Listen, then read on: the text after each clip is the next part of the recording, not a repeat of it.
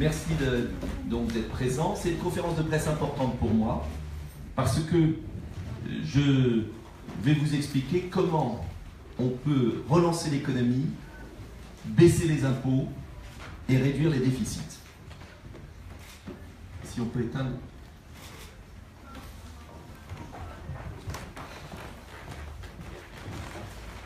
Voilà, mais il faut mieux l'éteindre. Donc si vous pouvez éteindre vos portables. Depuis 20 ans, s'il vous plaît, depuis 20 ans, on nous explique qu'il faut réduire les dépenses, qu'il faut augmenter les impôts pour réduire les déficits et réduire le chômage. Et depuis 20 ans, que ce soit des gouvernements socialistes ou républicains, c'est la même politique qui est menée, c'est-à-dire une politique apparemment de bonne gestion qui aboutit à l'augmentation des déficits et à l'augmentation du chômage. La pression fiscale n'a jamais été aussi haute dans notre pays. Le gouvernement Fillon, en fin de parcours, a augmenté de près de 40 milliards les impôts. Le gouvernement Hollande et un certain Macron, je ne sais pas si vous vous souvenez, qui était ministre des Finances, a augmenté les impôts de 60 milliards. Le résultat, le déficit n'a pas baissé, les prélèvements obligatoires n'ont jamais été aussi élevés et notre pays se traîne avec un chômage de masse qui gangrène notre société. Alors mon programme économique et financier est radicalement nouveau. Cela veut dire, concrètement, que je veux rendre aux Français les 60 milliards d'impôts que François Hollande leur a pris. Je veux, à la différence de M. Macron, qui va nous augmenter la CSG, il le promet, de M. Fillon, qui veut augmenter la TVA, je suis convaincu qu'on ne redressera l'économie du pays, qu'on ne luttera contre le chômage, qu'on ne réduira les déficits que si on a une politique très audacieuse de baisse d'impôts. Alors, cette baisse d'impôts, on vous a mis une petite note, parce qu'ils l'ont, on va être un peu pédagogue, et celle-ci avec un petit diagramme. Est-ce que tout le monde l'a? Tout le monde l'a? Vous l'avez tous? C'est celle-ci, parce qu'il y a deux documents. Tout le monde l'a? Cette petite note, il y a un petit schéma extraordinaire au début, qui montre que les prélèvements obligatoires, les impôts, ont augmenté en même temps que la dette. C'est curieux, on nous disait l'inverse depuis des années. Alors qu'est-ce que je fais? Qu'est-ce que je baisse? Comment je rends du pouvoir d'achat aux Français? C'est la page 2. 72 milliards d'euros. Choc de pouvoir d'achat et de baisse d'impôts de 72 milliards d'euros.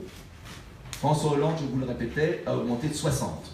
Ça veut dire qu'au terme de mon quinquennat, on retrouvera le niveau de 72, même un peu mieux. Comment? D'abord en augmentant les salaires nets de 10% sur le quinquennat, en faisant baisser de 40 milliards les charges salariales. Je suis le seul à le proposer de cette ampleur, sans contrepartie de CSG comme M. Macron. 40 milliards de baisse de charges, ça veut dire un tiers des baisses de charges salariales, ça fait 10% de salaire net en plus. C'est une mesure qui se fera au fur et à mesure du quinquennat. La deuxième mesure qui se fera tout de suite, c'est la reprise de la défiscalisation des heures supplémentaires. Si vous pouvez leur dire.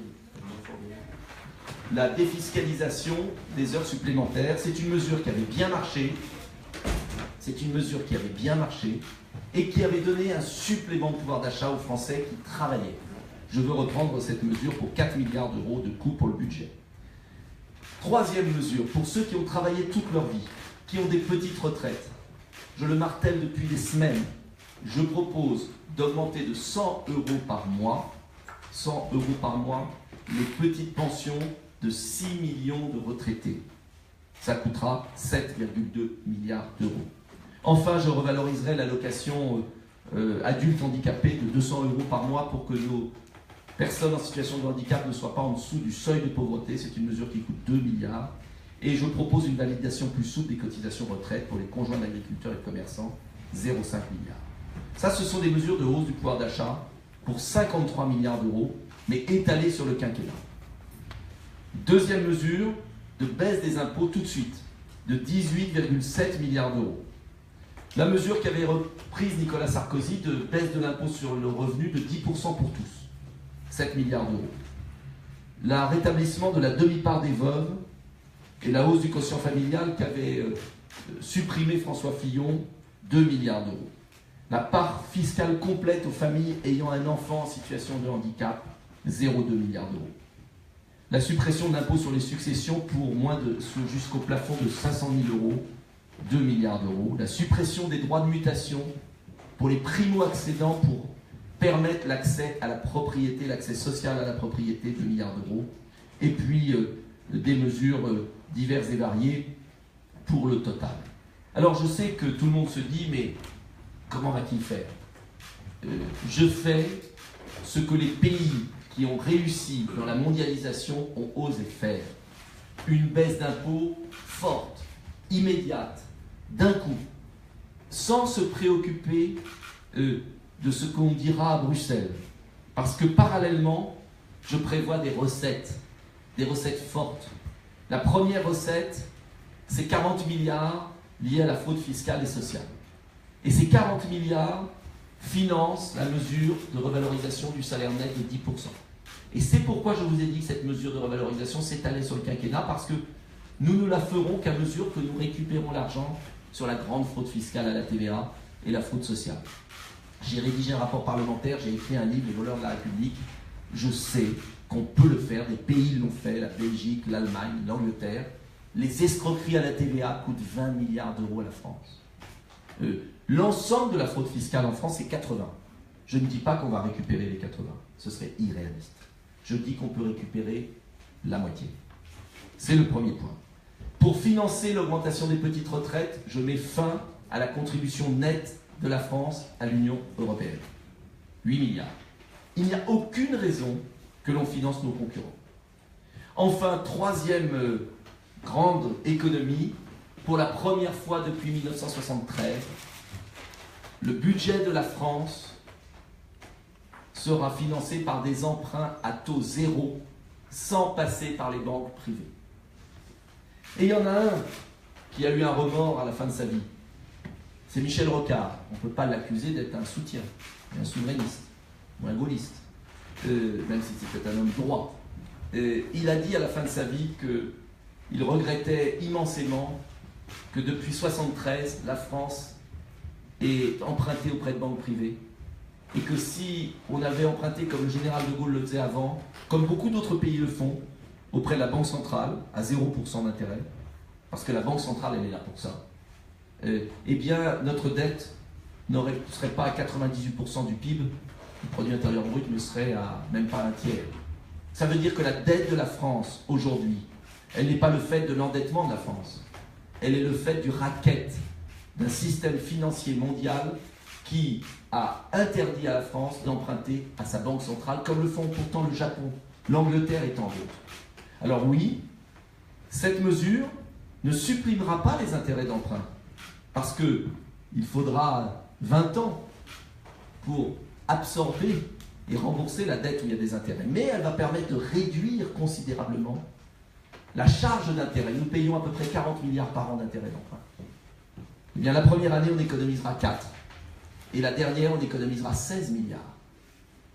Je préfère baisser les impôts, augmenter le pouvoir d'achat que financer les banques privées qui rackettent les États. Car je vous rappelle que la Banque Centrale Européenne prête à 0% aux banques privées. Et que les banques privées prêtent aux États avec un intérêt. C'est ahurissant. J'ai écrit un livre là-dessus en 2009, sur cette arnaque du siècle. Je récupère 16 milliards. Je récupère enfin 4 milliards, une somme très modique, pour lier à une taxe anti-dumping. Quand des pays font du dumping, il est normal de les taxer exceptionnellement. En revanche, je ne propose pas, à la différence de Mme Le Pen, une taxe de 3% sur toutes les importations, parce que si on faisait ça, immédiatement les autres pays le feraient. Et ce serait totalement contre-productif. Je propose une taxe sur l'exploitation des données, qui va être un marché de 1000 milliards d'euros dans une dizaine d'années.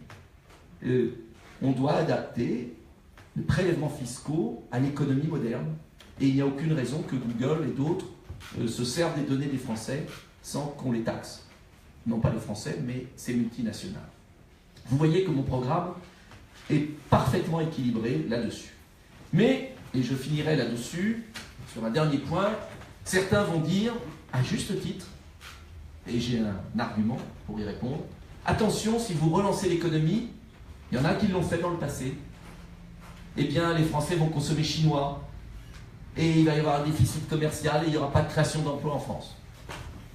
Voilà pourquoi, parallèlement à ces mesures de relance du pouvoir d'achat, je prévois 30 milliards d'allègements fiscaux et d'aide à nos entreprises, mais uniquement pour produire en France. C'est la grande différence avec mes concurrents, M. Macron, M. Fillon. Je propose des baisses de charges conditionnées et ciblées pour mettre fin à l'aberration des baisses de charges de M. Hollande sur les entreprises qui n'ont pas créé un emploi puisqu'il subventionnait de la même façon celui qui délocalise à celui qui relocalise. Et je propose donc un fonds d'aide à l'industrialisation et à la relocalisation de 10 milliards, la baisse de moitié de l'impôt sur les sociétés sur les bénéfices réinvestis, etc. Des subventions pour les chercheurs, etc. Et je finance ces 30 milliards de mesures par des économies, c'est la page 3, des économies sur la diminution du train de vie de l'État et la fin des grands projets inutiles, style Lyon-Turin à 25 milliards d'euros, des gains de productivité sur l'administration et un impôt sur le bénéfice consolidé pour les multinationales qui ne payent pas d'impôt dans notre pays. Quelle est la conséquence de ce projet audacieux économique? Baisse d'impôts massive et relance du pouvoir d'achat de 70 milliards d'euros. Baisse d'impôts et relance de la production française avec 30 milliards d'euros. Donc c'est un choc de relance de 100 milliards d'euros. C'est énorme, 100 milliards d'euros, qui est financé et qui va permettre, par la croissance économique, c'est la page 4, par la page 5, pardon, qui va permettre par la croissance économique eh bien, de bénéficier de recettes nouvelles liées tout simplement à la croissance et qui va permettre de réduire le déficit budgétaire à 1% en fin de mandat, de diminuer la dette publique à 83% en fin de mandat et de diminuer la part de la dépense publique sur la richesse nationale à 50% à la fin de mandat. Je ne diminue pas la dépense publique en soi, je crée de la richesse. Je crée de la richesse. Je sors de cette politique malthusienne contre-productive qui a échoué depuis 20 ans. Mais je le fais de manière raisonnable en trouvant des nouvelles recettes. Je dirais que mon programme économique, et ce chiffrage l'explique, vise tout simplement à sortir du cercle vicieux infernal dans lequel nous sommes depuis des années, qui a cassé la France et a créé un cercle vertueux. Le cercle vertueux, il est assez simple, et vous l'avez dans le deuxième document, qui est très détaillé avec toutes les dépenses, toutes les recettes. La baisse du chômage va entraîner une hausse des recettes fiscales. La baisse du chômage va entraîner une baisse des dépenses sociales. Le chômage coûte cher à la nation. La baisse des impôts relance la consommation et la compétitivité des entreprises. L'amélioration de la situation des entreprises et la relocalisation des emplois fait baisser le chômage. Et c'est ce cercle vertueux que nous enclenchons. C'est un cercle vertueux qui existe dans plein de pays. Pourquoi nous ne serions pas capables de le faire? Simplement, il est clair qu'il faut reprendre notre liberté vis-à-vis de Bruxelles. Et je pense que Bruxelles sera rassurée d'avoir un programme économique à la fois très audacieux, mais en même temps qui rétablira l'équilibre des comptes publics. Audace et bonne gestion, c'est le projet économique que nous avons fait. Je voudrais remercier Alexis Villepelet, qui a bâti ce projet économique avec beaucoup d'experts. Certains sont discrets parce qu'ils ne veulent pas que leur nom soit publié, puisqu'ils travaillent dans des organismes importants, où la pensée unique règne en maître et où on les fait taire. Je voudrais le remercier. Je remercie Jean-Philippe Tanguy aussi, qui a beaucoup travaillé sur ce projet, avec bien sûr Éric François, Laurent Jacobelli, qui secrétaire général adjoint de notre mouvement et responsable du projet dans son ensemble. Mais le projet économique, c'est Alexis et Jean-Philippe qui l'ont bâti. Ça a été un travail de plusieurs mois, j'allais dire de plusieurs années. En un mot, on va chercher l'argent là où il est. Il y a des économies considérables à faire sur les voleurs de la République. Ces grandes multinationales, ces banques, ces fraudeurs. Ce sont des dizaines de milliards à récupérer. Et cet argent, on va le rendre aux Français pour relancer l'activité et la consommation locale et pour produire en France. Et on va mettre en œuvre un cercle vertueux du développement économique. C'est tout à fait possible. Beaucoup de pays le font et je veux convaincre les Français qu'on peut tout à fait changer de politique sans, bien évidemment, raser gratis demain et partir dans le décor. Il s'agit simplement de revenir à 2012 en termes de prélèvements fiscaux, ce qui est quand même la moindre des choses. Voilà. Je vous remercie de votre attention et je suis prêt à répondre aux questions. Vous avez donc deux documents, un document succinct et un document complet, qui a tous les chiffres. Je vois dans votre graphique que le taux de prélèvement que vous prévoyez, c'est pas celui de nous, c'est celui de 1980. Alors oui, c'est autre chose. Je prévois de rendre 75 milliards de pouvoir d'achat aux Français. C'est ce qui a été pris. Il y a eu 60 milliards de prix, mais la relance économique très forte, comme nous faisons, qui aboutira à 3% de croissance. Ce qu'on a vu d'ailleurs à une époque sous Jospin, Chirac, on a atteint ce chiffre. C'était lié à autre chose, c'était lié à la baisse de l'euro qui avait relancé l'économie. Mais qu'importe, ce 3% de croissance permet pendant plusieurs années, vous avez la croissance qui est dans un des schémas. Au début d'ailleurs, on est, je vais vous le dire, au début on est à 2% de croissance simplement en 2018, puis 2,8 en 2019, plus 3,1, plus 3,2. C'est-à-dire qu'on a modélisé tout ça avec des chiffres, Jean-Philippe, Alexis peuvent vous l'expliquer. Oui, ça permet de faire redescendre les prélèvements obligatoires sans pour autant baisser la dépense publique. Mes concurrents prennent à l'envers le problème. Et ça fait 20 ans qu'ils se trompent. Donc il y a peut-être un moment où il faut leur dire. C'est-à-dire que mes concurrents font une politique malthusienne. Keynes et Roosevelt s'en sont quand même aperçus au bout de 2 ans. Et nous, ça fait 20 ans qu'on continue. Les Américains ont fait l'inverse. Les Japonais ont fait l'inverse. La Corée du Sud a fait l'inverse. L'Angleterre a fait l'inverse. Et nous sommes prisonniers d'un schéma mental de Madame Merkel qui est un schéma inadapté à la France. Moi, je regarde le monde. Je ne suis pas enfermé en France. Je regarde les pays qui ont marché. Pourquoi ce qui a marché en Corée, au Japon, aux États-Unis, en Angleterre, ne marcherait pas en France? Qu'on m'explique. Et pour ça, il faut débrider le moteur. En fait, on débride le moteur. Et je suis le seul à proposer ce saut de baisse fiscale.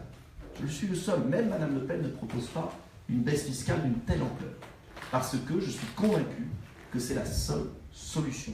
Libérer les énergies. Et puis reconstruire un État qui va chercher l'argent là où il est. Voilà. Donc, ce n'est pas incompatible les deux. Ça a été modélisé. C'est très sérieux. Nous avons fait un travail vraiment sérieux. Après, il faut être clair, il faut le courage politique de dire on ne passe plus par les banques privées pour emprunter. Napoléon a créé la Banque de France pour ça. Il faut un courage politique pour dire à l'Union européenne on arrête de subventionner nos concurrents. Il faut un courage politique pour casser les escroqueries à la TVA.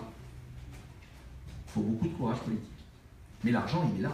Il faut du courage politique pour dire au Luxembourg, à l'Irlande et aux Pays-Bas, il est inacceptable que nos PME soient taxées à 30% et que vous fassiez des rescrits discrets à 1% de taxes pour Amazon et d'autres. Mais sinon, on n'y arrivera jamais. Et notre pays va continuer à s'appauvrir lentement mais sûrement. Question. Oui, vous avez un graphique qui représente l'évolution du taux de prélèvement obligatoire sur les différents gouvernements. Alors il y a le gouvernement Jospin, Raffarin, et le gouvernement Macron, qui n'a jamais été Premier ministre. Alors est-ce que ça veut dire qu'il faut considérer qu'Emmanuel Macron est responsable du bilan de ce quinquennat? Et deuxième question, est-ce que les récents ralliements, notamment celui de M. Le Drian aujourd'hui, font d'Emmanuel Macron le candidat de François Hollande et du Parti socialiste? Emmanuel Macron ne peut pas se dédouaner de son bilan de ministre de l'économie et des finances de François Hollande. C'est un peu facile. S'il était si malheureux sous François Hollande, comme conseiller particulier, inspirateur de l'économie, de la politique du gouvernement, puis comme ministre, il aurait dû démissionner. Qu'est-ce qu'il a dû souffrir? Je n'ai pas le sentiment qu'il ait tant souffert. Il a assumé des décisions. Il en est responsable. Et sous son ministère, il y a eu 600 000 chômeurs de plus. 600 000 chômeurs de plus. Alors, j'aimerais que les Français regardent la vérité des chiffres et se souviennent que M. Macron a été solidaire d'une politique suicidaire, comme M. Fillon a été un artisan de la hausse d'impôts de la fin du quinquennat de Nicolas Sarkozy. Moi, je veux bien tout, mais est-ce qu'il n'y a pas dans notre pays un principe de responsabilité? C'est extravagant. Et je le sais, vous, journalistes, vous avez le devoir de rappeler, de rafraîchir la mémoire de nos concitoyens sur le temps long. C'est tout. Donc, M. Macron, d'ailleurs, est un as de magicien, puisqu'il annonce des baisses d'impôts, mais c'est comme dans les contrats d'assurance, c'est écrit en tout petit la hausse de CSG. Donc, et les économies. Lui veut réduire de 60 milliards la dépense publique, comme ça à froid. Monsieur Fillon, de 100 milliards. Et comment ils vont faire? Si vous réduisez à froid la dépense publique, et si vous augmentez les impôts, même si vous en baissez d'autres, eh bien, à la fin, il n'y a pas de croissance, et il y aura du chômage et des déficits. C'est ce qu'ils ont fait depuis 20 ans. Ça fait 20 ans que ces gens-là sont des escrocs de la pensée unique, qui font croire qu'ils sont des bons gestionnaires alors qu'ils ont si mal géré le pays. Au nom de la bonne gestion, ils nous ont mis dans le mur. Ce sont les médecins de Molière, avec chapeau pointu, qui saignaient les malades et qui disaient aux malades « Tenez bon, on va vous enlever votre sang ». Et les malades crevaient. Mais ils étaient persuadés, ils étaient doctorants de la faculté de médecine de Paris. Notre historien, M. Anceau, peut nous le rappeler. Donc, ce sont des... On les appelle des Daforus. Voilà. C'est ça. Et tout le monde est intoxiqué par eux. Alors, ils peuvent se tromper une fois. Ils peuvent se tromper 2 fois. Mais là, ils peuvent se tromper éternellement. Alors, c'est vrai que M. Macron est plus malin que M. Fillon. M. Fillon a annoncé la couleur. Il va au bout de la logique. Il dit, il faut une cure d'austérité. Cette cure d'austérité est totalement contre-productive. M. Macron est plus malin. Il agite, il lève des assiettes ou des boules dans l'air, comme ça, et puis personne ne s'y retrouve. Et comme ça, on ne voit pas les clauses de fin de contrat. CSG, 60 milliards de réduction, SMIC jeune, ça veut dire suppression du SMIC pour les jeunes, ça veut dire baisse des salaires. C'est le plan de route de l'Union européenne, de la Commission de Bruxelles. C'est le plan de route. C'est un choix. Moi, je suis convaincu qu'il y a un autre choix pour la France. Mais je veux le faire, à la différence de M. Mélenchon et de Mme Le Pen, je veux le faire avec raison et sans partir dans le décor. Parce que proposer parallèlement la retraite à 60 ans, le SMIC à 2000 euros et on rase gratis pour tout le monde, ce ne serait pas honnête. Donc j'ai essayé de faire un projet qui allie la rupture et la bonne gestion. Rupture d'un côté et bonne gestion de l'autre, en allant chercher avec les dents les recettes qui sont gaspillées. Donc c'est un programme de bonne gestion, mais en même temps d'audace. C'est ça l'enjeu. Ce qu'avait fait M. Cameron d'ailleurs, dans une certaine mesure, mais je ne vais pas aussi loin que M. Cameron sur les réductions de fonctionnaires. Les révélations successives dans la presse concernant François Fillon montrent justement un contour un peu particulier pour la gestion de son patrimoine. Vous avez déclaré que vous étiez, vous, le vrai candidat de la droite. Est-ce qu'aujourd'hui vous appelez les électeurs déçus et les cadres LR? Je les ai déjà appelés et ils viennent, petit à petit, pour une raison très simple. C'est que les électeurs qui ont été trompés par la primaire, profondément trompés, commencent à comprendre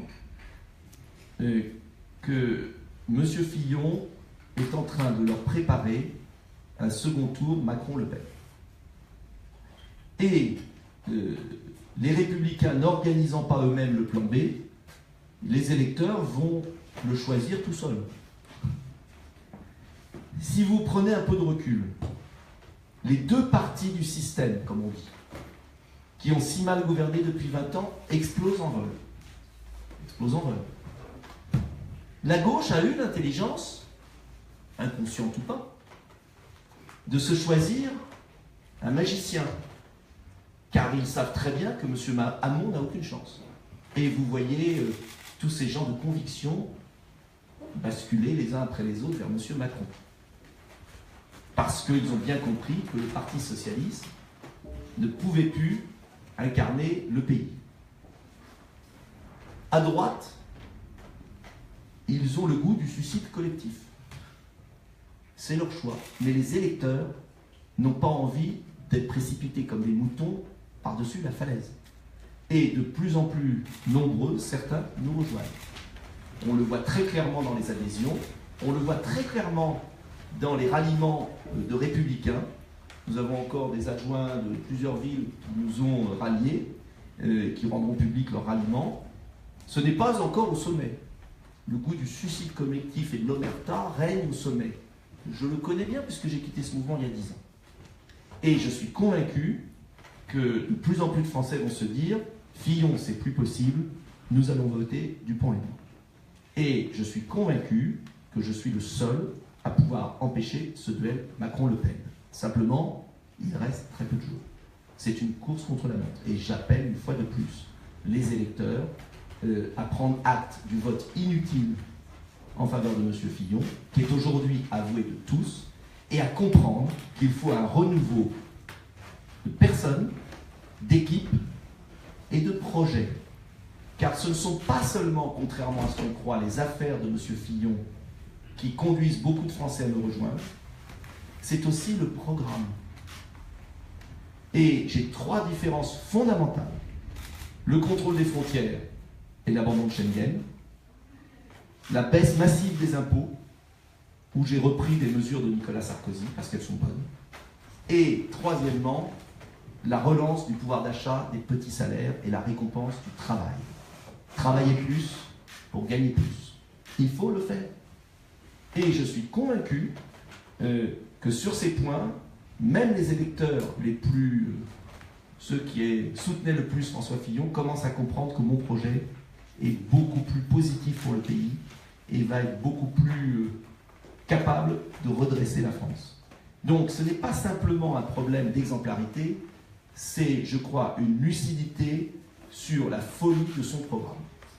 Et sur le fait que mon programme est beaucoup plus audacieux et répond beaucoup plus à l'attente des catégories populaires et de ceux qui veulent récompenser le travail. Car c'est ça l'enjeu, récompenser le travail, réduire le chômage. On ne s'en sortira pas dans cette société de la gangrène. La première injustice, c'est le chômage de masse et la baisse du pouvoir d'achat. À force de marteler le même projet, j'espère que les Français se rendront à l'évidence. En tout cas, ils savent dorénavant que François Fillon ne gagnera pas. Et donc, je les invite à prendre des risques. Car dans la vie, quand on reste les 2 pieds dans le même sabot, eh bien, on est sûr de donner la France à M. Macron. Et moi, je ne veux pas donner la France à M. Macron. Donc, on va se battre. Voilà. Toujours sur cette note, vous avez dit ce matin que de nombreux sarkozystes Oui. allaient vous rejoindre. Oui, mais il y en a déjà. Vous avez des noms ? Oui, bien sûr. Madame Ferretti, qui est la présidente du comité de soutien de Sarkozy de Lyon, qui fédère tous ces sarkozystes sur les pages Facebook. Et il y a eu 2 adjoints d'Argenteuil qui nous ont rejoints, qui étaient présidents de Nicolas Revien, moi ils n'ont pas changé le prénom, qui vont écrire à tous leurs amis. Et puis il y a comment s'appelle-t-il, David Xavier Weiss de Haute-Seine qui a décidé de me soutenir publiquement. J'ai eu un parlementaire, un autre parlementaire, M. Masson, mais il n'était pas aux Républicains, mais qui me soutient en Moselle, où il va appuyer, puis d'autres, j'espère, qui vont sortir du bois. Mais en tout cas, beaucoup d'adhérents, beaucoup de la base. Après, voilà, ça vient petit à petit. Mais il faut se dépêcher. Il reste peu de jours. Vous êtes le candidat ayant le patrimoine le plus important dans cette campagne polluée par l'argent et où toutes les questions liées au patrimoine sont forcément sensibles. Est-ce que vous ne craignez pas que ce soit un handicap ? D'abord, moi j'ai été transparent totalement. Moi j'ai pas fait de séparation de biens pour mettre l'argent sur ma femme. Moi j'ai pas inventé des SCI pour minorer mon patrimoine. Voilà. J'ai toujours tout déclaré, fait preuve de la plus totale transparence. Deuxième point, dans ce patrimoine qu'on dit le plus important, il y a une petite moitié dont je n'ai aucun usage, qui est une donation de mes parents et dont ils profitent de l'usufruit pour payer leur retraite. Ils ont travaillé dur toute leur vie pour se faire leur retraite parce qu'ils étaient indépendants, ils n'ont pas de retraite. Et ils ont sans doute gagné en une vie moins que M. Macron en 3 ans. Voilà. Alors, cette somme apparaît et réévalue, si je puis dire, légalement mon patrimoine alors que je ne l'ai pas. Voilà. Après, j'ai pas à m'excuser d'avoir été honnête et d'avoir travaillé dur et d'avoir été une fourmi. Surtout mes parents d'ailleurs. Voilà. Et il vaut mieux aller éliser une fourmi qu'une cigale. Voilà. Il vaut mieux aller éliser une fourmi honnête qu'une cigale. Je ne ferai pas de commentaire. C'est tout. Après, je ne vais pas m'excuser. J'ai toujours été pour la transparence en plus. J'ai voté cette loi. Et j'ai toujours dit qu'il faut être transparent. Mais que tout le monde ait la même transparence. Et ne fasse pas des artifices. Et je voudrais toujours comprendre comment M. Macron a gagné autant d'argent et n'a aussi peu de patrimoine, alors même qu'il en a annoncé un bien plus important il y a 2 ans quand il était au ministère. J'avoue que je ne comprends pas où c'est passé, mais vous me poserez la question, ça ne me regarde pas. Et puis moi, je crois les Français assez adultes. Voilà. Moi, je n'ai jamais caché quoi que ce soit. Voilà. Je n'ai pas séparé. Tout est public. J'ai tout mis. Tout. Voilà. Je ne changerai pas là-dessus. Et ne confondons pas l'argent volé et l'argent gagné. Voilà. Est-ce qu'il y a d'autres questions? Oui, pardon, quand vous parlez d'argent volé, vous ne confondez pas argent gagné, argent volé? Je n'ai rien à ajouter. Ce que je veux dire, c'est que c'est pas parce qu'il y a eu des affaires que toute personne qui a un patrimoine est malhonnête. J'aimerais quand même, parce que j'ai entendu des choses à la radio ce matin qui m'ont un peu fait peur. Et fait du mal. C'est-à-dire que ça deviendrait suspect d'avoir un patrimoine parce qu'on a emprunté et qu'on a bossé. Voilà. Et je ne parle pas pour moi, mais je parle aussi pour mes parents qui sont toujours vivants, 99 ans, et qui ont l'argent de leur usufruit, qui est dans mon patrimoine, mais et heureusement ils sont en vie et qu'ils utilisent et qui leur permettent de payer leur retraite.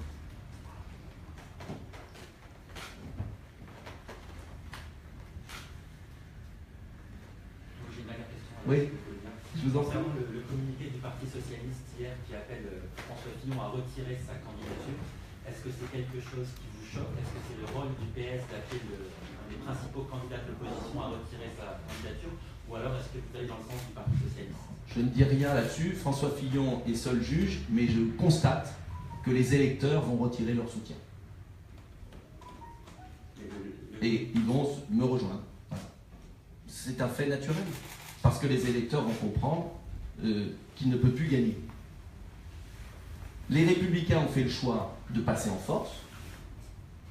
Ils assument leur choix. Moi, je suis là avec un beau projet, une belle équipe, des élus de qualité, des élus populaires sur le terrain.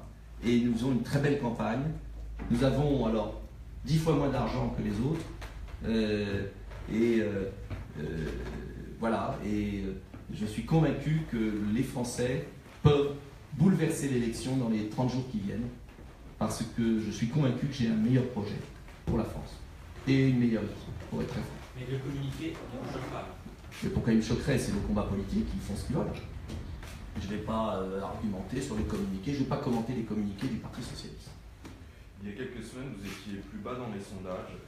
Marine Le Pen faisait des appels du pied répétés pour éventuellement vous nommer dans un futur gouvernement. Vous ne fermiez pas totalement la porte à l'époque? Non, pourquoi vous dites ça? Je ne répondais pas et je n'ai jamais répondu. Sans fermer la porte. Mais je n'ai pas fermé ou ouvert la porte, je n'ai jamais répondu, ça ne me regarde pas. J'ai dit que j'étais totalement indifférent. Vous traduisez un peu bizarrement. Donc, indifférent parce que je suis candidat à la présidentielle et qu'on n'est pas sous la 4e République. Et qu'il n'y a personne d'élu à l'avance. Personne n'est élu à l'avance. Ce sont les Français qui y jugent.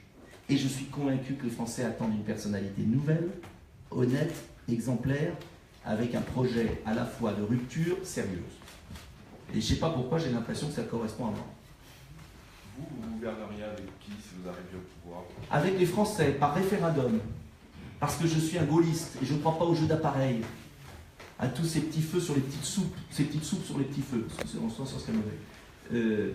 Voilà, tout ça m'indiffère totalement. Et je vais vous dire, j'ai aucun souci pour le gouvernement futur. D'ailleurs, pour tous les candidats qui seraient élus. Je vois des choses, des critiques sur les uns les autres, comment ils gouverneraient. Vous savez, il suffit de connaître ce qu'il y a en face pour savoir que quand vous avez gagné, vous ne manquez pas de soutien. Donc, j'ai aucun souci. Le seul enjeu, c'est de prendre des gens droits, exemplaires, et de balayer tout ce qui s'est passé pour repartir avec une équipe neuve. C'est l'enjeu majeur. Un comité de salut public. sans les excès de la Révolution. Au vu des pratiques du Front National avec des personnalités comme les anciens du PUD dont on a parlé récemment, est-ce que dans ce parti on pourrait trouver des cadres honnêtes et droits pour gouverner avec vous demain? Eh bien, écoutez, si je suis candidat comme gaulliste, humaniste, c'est parce que mon parti Debout la France, chez nous, on n'a jamais caché personne. Alors, jamais, on a fait une exclusion pour un problème avec des animaux, maltraitance animale, voilà. Qui a été immédiatement viré dans la semaine. Sinon, c'est tout. Hein. Donc, c'est la différence, et les gens s'y retrouvent bien. Voilà, point. Un homme différent, une équipe différente, et enraciné sur le terrain, c'est une grande différence. Des élus locaux, et puis un projet à la fois de rupture sérieuse. Et puis après, les Français jugent. Le seul point qui est important, c'est que les Français puissent juger en connaissance de cause. Et c'est pour ça que j'ai un peu tempêté, pardonnez-moi François Jules, j'ai un peu tempêté la semaine dernière. Vous n'avez pas totalement répondu, je me permets à la question de savoir si vous pourriez travailler un peu dans votre Mais je suis candidat à l'élection présidentielle pour offrir aux Français un patriotisme humaniste, républicain, irréprochable. Voilà. Ceux qui voudront venir travailler devront être des patriotes républicains irréprochables. Et je suis convaincu qu'il y a des hommes et des femmes politiques remarquables qui pourront me rejoindre parce qu'ils sont patriotes, républicains, irréprochables. C'est tout. Point barre. Je ne rentre pas dans les histoires politiciennes.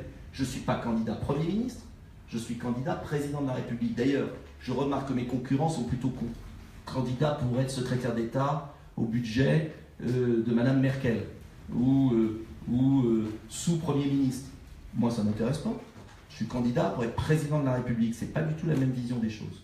Donc tout ça m'indiffère totalement. Je ne réponds pas parce que j'en ai rien à faire. Je n'aurais pas fait tout ça depuis 10 ans pour aller à la soupe de quiconque. Je n'ai pas refusé pour certains pour aller à l'autre. Je rentre, je refuse même. C'est pour ça que je refuse votre question. Et j'y réponds pas. Parce que je refuse de me mettre dans ce cas de figure. Parce que je ne ferais pas tout ça si je me mettais dans ce cas de figure. Je ne suis pas à vendre. Ça ne m'intéresse pas. Ça ne m'intéresse pas. Il n'y a qu'une fonction qui m'intéresse, président de la République. Parce que je suis convaincu que les Français attendent l'intérêt général, l'intérêt général, l'intérêt général. C'est tout. Et je suis convaincu qu'on peut rassembler des gens d'ailleurs d'horizons différents autour de cet intérêt national pendant une courte période de temps pour redresser le pays et faire un grand ménage. Voilà. Et puis après, le cours des choses reprendra sa loi. La vie politique politicienne reprendra une fois qu'on aura redressé le pays. C'est très gaullien ça. Vous pouvez nous parler de ce fameux patron PME qui pourrait arriver à Bercy? Ah! Le problème, c'est qu'il y en a plusieurs en tête. Mais c'est très important qu'à Bercy, on ait quelqu'un qui connaisse l'entreprise, qui ne soit pas dans le réseau, qui n'aille pas dîner au siècle là en face. Ce sera le premier truc à supprimer. D'ailleurs, tous ceux qui vont dîner au siècle, ils n'auront aucun poste sous mon gouvernement de ma présidence. Ils seront interdits de séjour en France. Enfin, j'exagère un peu. Mais du moins dans les palais nationaux. Voilà. Ils ne pourront plus rentrer nulle part. Ça leur fera du bien. Hein?